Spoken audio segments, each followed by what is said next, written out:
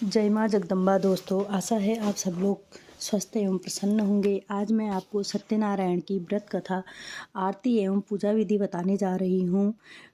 उम्मीद है आप सबको बहुत अधिक अच्छा लगेगा और आपको जानकारी पसंद आएगी। सत्यनारायण व्रत हर महीने की पूर्णिमा को किया जाता है। श्री सत्यनारायण व्रत की कथा को सुनने का फल हजारों सालों तक किए गए यज्ञ के बराबर माना जाता है।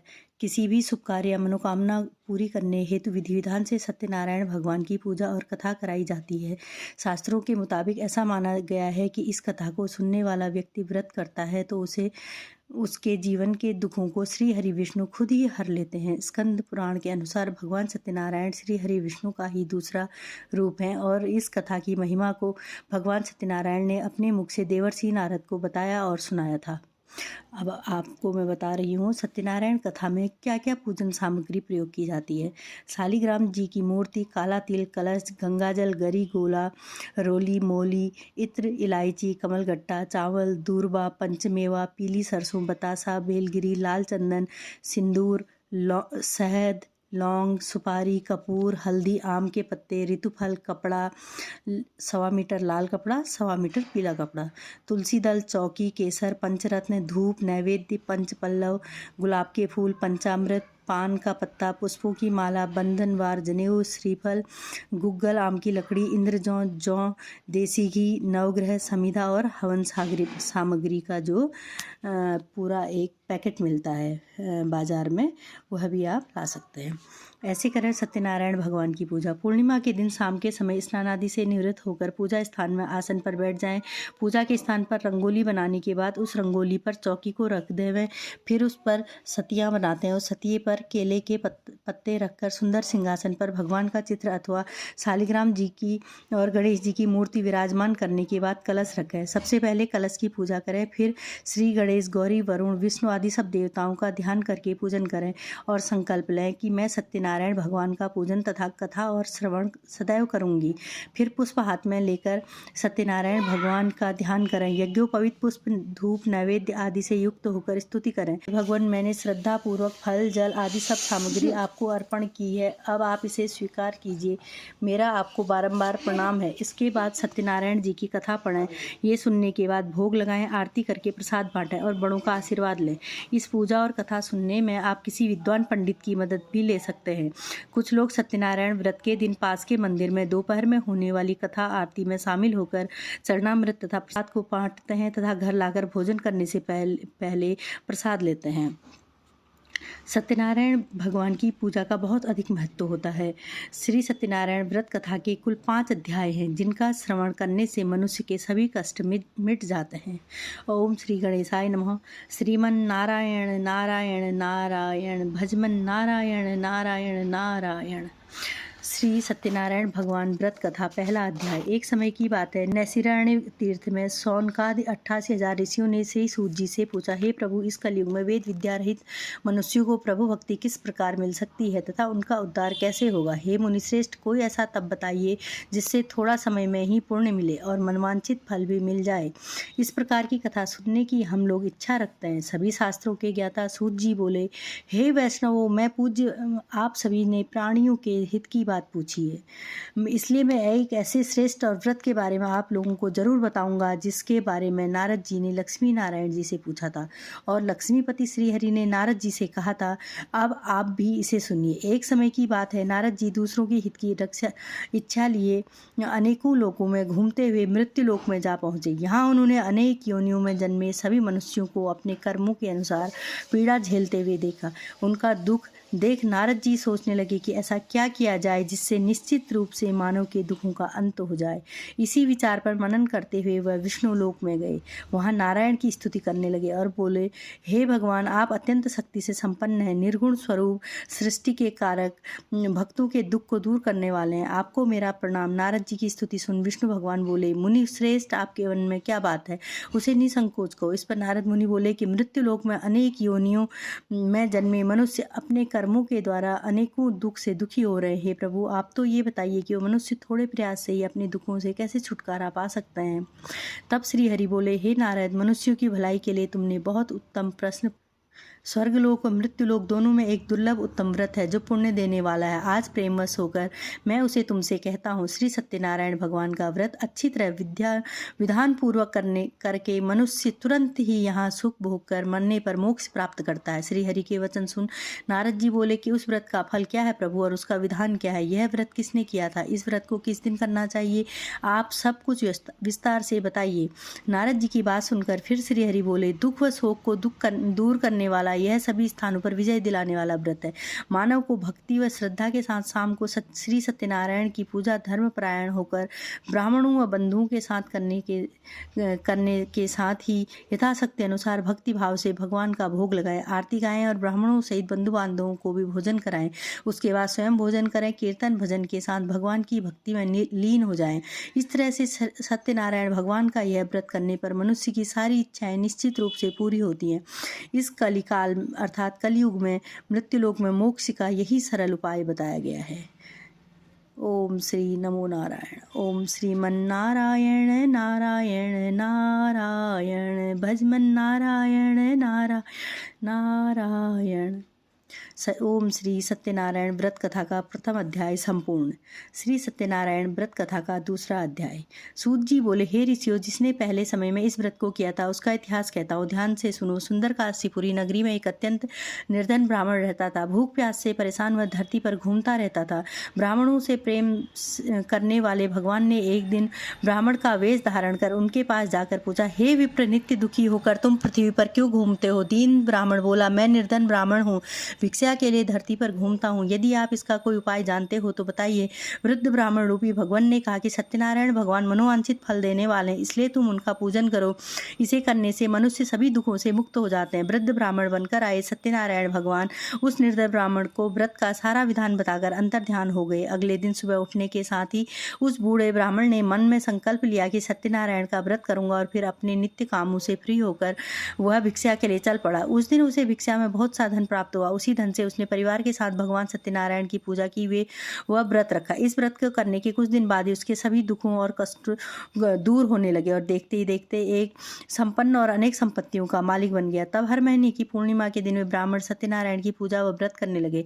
इस प्रकार सत्यनारायण भगवान के इस व्रत को करके वह श्रेष्ठ ब्राह्मण सभी पापों और गरीबी से मुक्त हो गया और उसने एक दुर्लभ मोक्ष पद को प्राप्त किया। इस तरह से सत्यनारायण भगवान के व्रत को जो मनुष्य करेगा वह सभी प्रकार के पापों से छूटकर मोक्ष को प्राप्त होगा। जो मनुष्य इस व्रत को करेगा वह भी सभी दुखों से मुक्त हो जाएगा।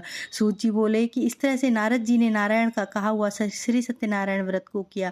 मैंने तुमसे कहा, हे विप्रो, मैं अब और क्या कहूँ? ऋषि बोले, हे मुनिवर, संसार में उस विप्र से सुनकर और किस किस ने इस व्रत को किया, हम सभी इस बात को सुनना चाहते हैं। इसके लिए हमारे मन में श्रद्धा का भाव है। सूत जी बोले, हे मुनियो, जिसने इस व्रत को किया है वह सब सुनो। एक समय वही विप्र धन व ऐश्वर्य के अनुसार अपने बंधु बांधवों के साथ इस व्रत को करने को तैयार हुआ। उसी समय एक लकड़ी बेचने वाला बूढ़ा आदमी आया और लकड़ियां बाहर रखकर अंदर ब्राह्मण के घर में गया। प्यास से दुखी हुआ लकड़हारा उनको व्रत करते देख विप्र को नमस्कार कर पूछने लगा कि आप ये क्या कर रहे हैं तथा ऐसे करने से आपको क्या फल मिलेगा? कृपा करके मुझे भी बताइए। ब्राह्मण ने कहा, सब मनोकामनाओं को पूरा करने वाला यह सत्यनारायण भगवान का व्रत है। इसकी कृपा से ही मेरे घर में धन धान्य की वृद्धि हुई है। विप्र ने सत्यनारायण व्रत के बारे में जानकर लकड़हारा बहुत प्रसन्न हुआ। चरणामृत लेकर वो प्रसाद खाने के बाद वो अपने घर गया। लकड़हारे ने अपने मन में संकल्प लिया कि आज लकड़ी बेचने के बाद जो धन मिलेगा उसी से श्री सत्यनारायण भगवान का उत्तम व्रत करूंगा। इस मन में इस विचार को ले बूढ़ा आदमी सिर पर लकड़ियां रख उस नगर में बेचने गया, जहां उसे अपनी लकड़ियों का दाम पहले से 4 गुना अधिक मिला। बूढ़ा प्रसन्नता के साथ पैसे लेकर सत्यनारायण भगवान की मूर्ति और व्रत की अन्य सामग्रियां लेकर अपने घर गया। वहां उसने अपने परिवारजनों को बुलाकर विधि विधान से श्री सत्यनारायण भगवान का पूजन और व्रत किया। इस व्रत के प्रभाव से वह बूढ़ा लकड़हारा धन पुत्र आदि से युक्त होकर संसार के समस्त सुख भोग अंत काल में वैकुंठ धाम में चला गया। ओम नमो नारायणाय। ओम नमो नारायण। ओम श्री सत्यनारायण व्रत कथा का द्वितीय अध्याय संपूर्ण। श्री सत्यनारायण भगवान व्रत कथा का तीसरा अध्याय। सूत जी बोले, हे श्रेष्ठ मुनियों, आगे की कथा कहता हूँ। पहले समय में उल्कामुख नाम का एक बुद्धिमान राजा था। वह सत्यवक्ता और जितेंद्रिय था। प्रतिदिन देव स्थानों पर जाता और निर्धनों को धन देकर उनके कष्ट दूर करता था। उनकी पति कमल के समान मुख वाली तथा सती साध्वी थी। भद्रशिला नदी के तट पर उन दोनों ने श्री सत्यनारायण भगवान का व्रत किया। उसी समय साधु नाम का एक वैश्य आया। उसके पास व्यापार करने के लिए बहुत सा धन भी था। राजा को व्रत करते देखकर वह विनय के साथ पूछने लगा, हे राजन, राजन भक्ति भाव से पूर्ण होकर, आप ये क्या कर रहे हैं? मैं सुनने की इच्छा रखता हूँ, तो आप कृपा करें मुझे बताइए। राजा बोला, मैं अपने बंधु बांधवों के साथ पुत्र आदि को प्राप्त करने के लिए श्री सत्यनारायण भगवान का व्रत और पूजन कर रहा हूँ। राजा के वचन सुन साधु आदर से बोला, हे राजन, मुझे इस व्रत का सारा विधान कहिए, मैं भी इस व्रत को करूँगा। मेरी भी संतान नहीं है और मुझे इस व्रत को करने के लिए निश्चित रूप से संतान की प्राप्ति होगी। राजा से व्रत का सारा विधान सुन व्यापार से निवृत्त हुआ अपने घर गया। साधु ने अपनी पत्नी को संतान देने वाले इस व्रत का वर्णन कह सुनाया और कहा कि जब मेरी संतान होगी तब मैं इस व्रत को करूंगा। साधु ने इस तरह से वचन दे अपनी पत्नी लीलावती से कहे। एक दिन लीलावती पति के साथ आनंदित हो सांसारिक धर्म में प्रवृत्त होकर सत्यनारायण भगवान की कृपा से गर्भवती होगी। 10वें महीने में उनके गर्भ से एक सुंदर कन्या ने जन्म लिया। माता पिता ने अपनी कन्या का नाम कलावती रखा। एक दिन कलावती के माँ लीलावती ने अपने पति को याद दिलाया कि आपने सत्यनारायण भगवान के जिस व्रत को करने का संकल्प लिया था उसे करने का समय आ गया है, आप इस व्रत को करिए। साधु बोला कि हे प्रिय, इस व्रत को मैं उसके विवाह पर करूंगा। इस प्रकार अपनी पत्नी को आश्वासन देकर वह नगर को चला गया। साधु ने एक बार नगर में अपनी कन्या को सखियों के साथ देखा तो उसे लगा कि उसकी कन्या विवाह योग्य हो गई है। उसने कन्या के लिए योग्य वर ढूंढना शुरू कर दिया। एक दिन साधु की बात को ध्यान में रखते हुए एक नगर में पहुंचा और वहां देखभाल कर लड़की के सुयोग्य वाणिक पुत्र को ले आया। सुयोग्य लड़के को देख साधु ने बंधु बांधवों को बुलाकर अपनी पुत्री का विवाह कर दिया। लेकिन दुर्भाग्य की बात यह कि साधु ने अभी भी श्री सत्यनारायण भगवान का व्रत नहीं किया। इस पर श्री भगवान क्रोधित हो गए और श्राप दिया। अपने कार्य में कुशल साधु बनिया जमाई को ले कर समुद्र के पास स्थित होकर रत्नासारपुर नगर में गया। वहां जाकर दामाद ससुर दोनों मिलकर चंद्रकेतु राजा के नगर में व्यापार करने लगे। एक दिन भगवान सत्यनारायण की माया से एक चोर राजा का धन चुराकर भाग रहा था। उसने राजा के सिपाहियों को अपना पीछा करते हुए देख चुराया हुआ धन वहां पर रख दिया और साधु अपने जमाई के साथ ठहरा हुआ था। राजा के सिपाहियों ने साधु वैश्य के पास राजा का धन पड़ा देखा तो वह ससुर जमाई दोनों को बांधकर प्रसन्नता से राजा के पास ले गए और कहा कि उन दोनों चोरों को हम पकड़ कर लाए, आप आगे की कार्रवाई की आज्ञा है। राजा की आज्ञा से उन दोनों को कठिन कारावास में डाल दिया गया और उनका सारा धन भी उनसे छीन लिया गया। श्री सत्यनारायण भगवान के श्राप से साधु की पत्नी बहुत दुखी हुई। घर में जो धन रखा था उसे चोर चुरा कर ले गए। शारीरिक तथा मानसिक पीड़ा और भूख प्यास से अति दुखी हो अन्न की चिंता में कलावती के ब्राह्मण के घर गई। कलावती वहाँ उसने श्री सत्यनारायण भगवान का व्रत होते देखा। फिर कथा भी सुनी, प्रसाद ग्रहण कर रात को घर वापस आ गई। माता ने कलावती से पूछा कि हे पुत्री, अब तक तुम कहाँ थी? तेरे मन में क्या है? कलावती ने अपनी माता से कहा, हे माता, मैंने एक ब्राह्मण के घर में श्री सत्यनारायण भगवान का व्रत देखा। कन्या के वचन सुन लीलावती भगवान के पूजन की तैयारी करने लगी। लीलावती ने परिवार और बंधु से सत्यनारायण भगवान का पूजन किया और उनसे वर मांगा कि मेरे पति और जमाई शीघ्र घर आ जाएं। साथ ही भी प्रार्थना की, हम सब का अपराध क्षमा करें। श्री सत्यनारायण भगवान इस व्रत से संतुष्ट हो गए और राजा चंद्रकेतु को सपने में दर्शन दे कहा कि हे राजन, तुम उन दोनों वैश्यों को छोड़ दो और तुमने उनका जो धन लिया उसे वापस कर दो। अगर ऐसा नहीं किया तो तुम्हारा धन, राज्य व संतान सभी को नष्ट कर दूंगा। राजा को यह सब कहकर वह अंतर्ध्यान हो गए। प्रातःकाल सभा में राजा ने अपना सपना सुनाया। फिर बोले कि उन दोनों को कैद से मुक्त कर सभा में लाओ। दोनों ने आते ही राजा को प्रणाम किया। राजा बोला, महानुभाव, भाग्यवश ऐसा कठिन दुख तुम्हें प्राप्त हुआ है, लेकिन अब तुम्हें कोई भय नहीं है। ऐसा कह राजा ने उन दोनों को नए वस्त्राभूषण भी पहनाए और जितना धन उनका लिया था उससे दुगना धन वापस कर दिया। दोनों अपने घर को चले गए। ओम नमो नारायणाय। श्री सत्यनारायण भगवान व्रत कथा का 3रा अध्याय संपूर्ण। श्री सत्यनारायण भगवान व्रत कथा का 4th अध्याय। सूत जी बोले, वैश्य ने मंगलाचार कर अपनी यात्रा आरंभ की और अपने नगर की ओर चल दिए। उनके थोड़ी दूर जाने पर एक दंडी वेशधारी श्री सत्यनारायण ने उनसे पूछा, हे साधु, तेरी नाव में क्या है? अभिवाणी वणिक हंसता हुआ बोला, हे दंडी, आप क्यों पूछते हो? क्या धन लेने की इच्छा है? मेरी नाव में तो बेल व पत्ते भरे हुए हैं। वैश्य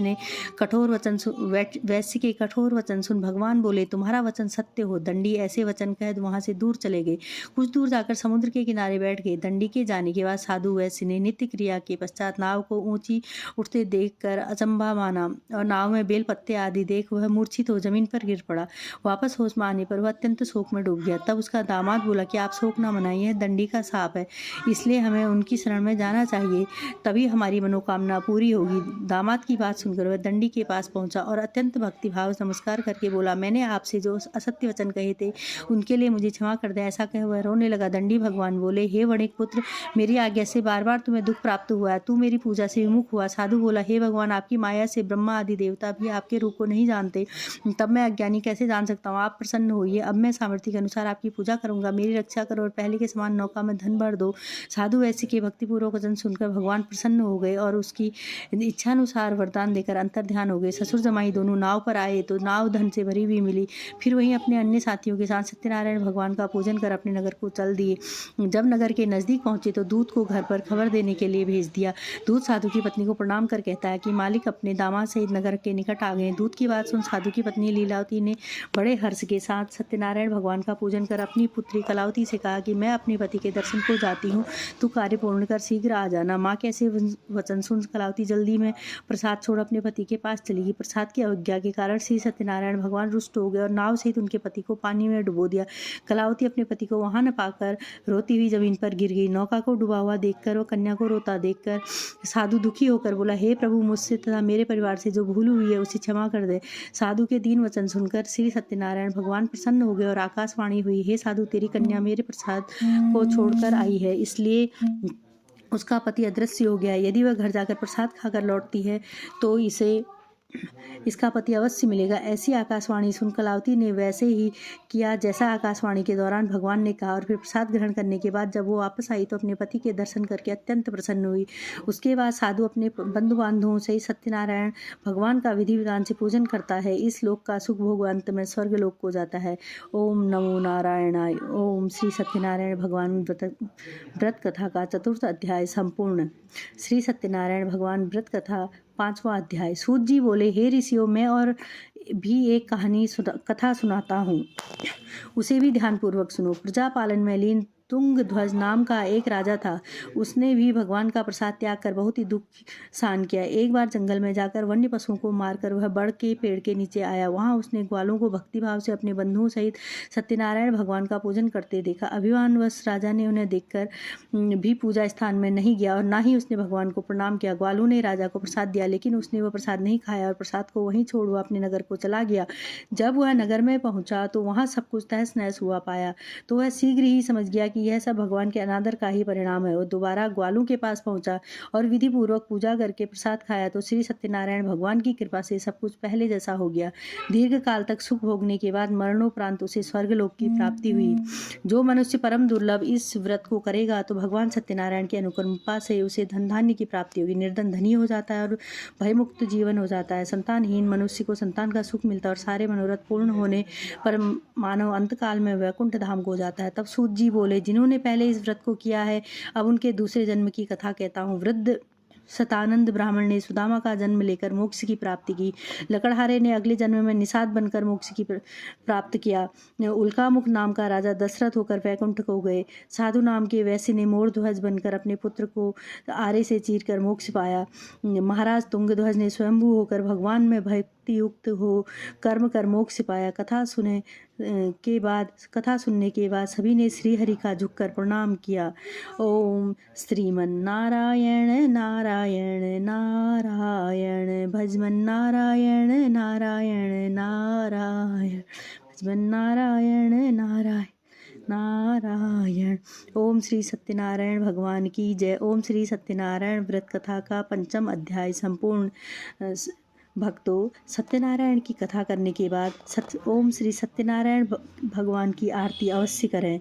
उसके बाद ही आपका व्रत पूर्ण माना जाएगा तथा उसके बाद सभी में प्रसाद बांटें और आप भी प्रसाद ग्रहण कर अपने भोजन को ग्रहण करें। ऐसे आपका व्रत पूर्ण होगा। सभी सुखी होवें। सत्यनारायण भगवान सबके घर में दुखों को दूर करे, सब सुखी होवें, समृद्ध होवें, खुश रहें तथा सबकी संतानें यश को प्राप्त करें। अगर आपको अच्छा लगे तो प्लीज़ लाइक, शेयर और सब्सक्राइब ज़रूर करें। धन्यवाद।